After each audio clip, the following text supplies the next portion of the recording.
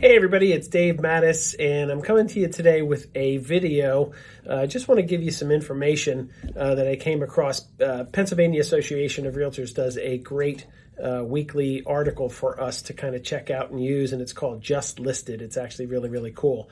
And this particular one talks about what consumers are thinking as far as where the real estate market is headed.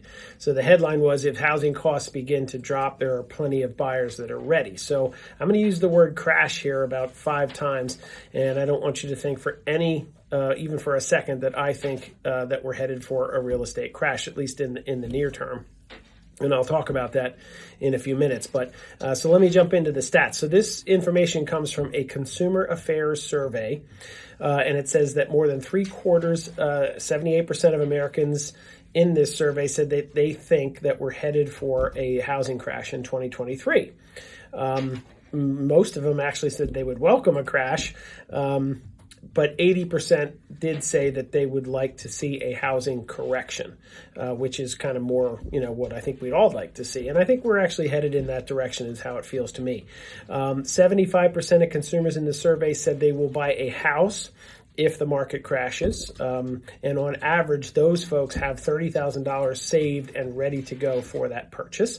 Gen Z are very eager for this, crash. 84% it would help them become first-time buyers. They only have $16,000 saved on average for a home, so they need to keep going with the savings patterns. But you definitely can do it with $16,000. One of the other things that came up as far as worries or fears that people have if there was, to be a real estate crash, is that a lot of them are concerned about what happened in, 8, 9, 10, 12, where people owed more on their houses than they were worth. And I feel like, knowing what we know, I don't have specific statistics for you today, but there's more equity in the American housing market right now than there ever has been, like by a lot. So it would have to be a really dramatic shift for that to begin to be a pattern. And I know a lot of people out there that I talk to have said, hey, the foreclosures are coming, but we have not seen that yet. So that's another piece. Another thing I wanted to touch on with this particular video was renting and the amount of rents. And they have gone up, just really a lot in the last 2.5-3 years. But in the event of a crash, 72% think that rental prices would stop rising as quickly. I mean, that may be kind of a no-brainer, but that's definitely what happened during the last, real estate, depression, if you will, in 08, 9, 10, and so on. Rents definitely, shrank back a little bit as well. And here's this is frightening for renters. 84% of renters said they had on average a 327% increase in the last year alone. And then again, 91% are concerned about high mortgage rates impacting their ability to buy a house. So interest rates have gone up, but they have also come down. So I'll touch on that a little bit.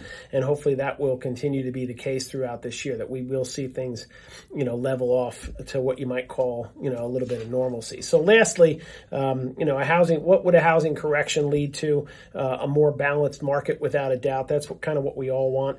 And again, leading buyers to be able to afford properties, as well as allowing, current homeowners to be able to keep their properties. So, again, not saying that I think that's where we're going. I thought you might find this stuff interesting as it pertains to housing and real estate, which is important to just about everybody. Thanks so much.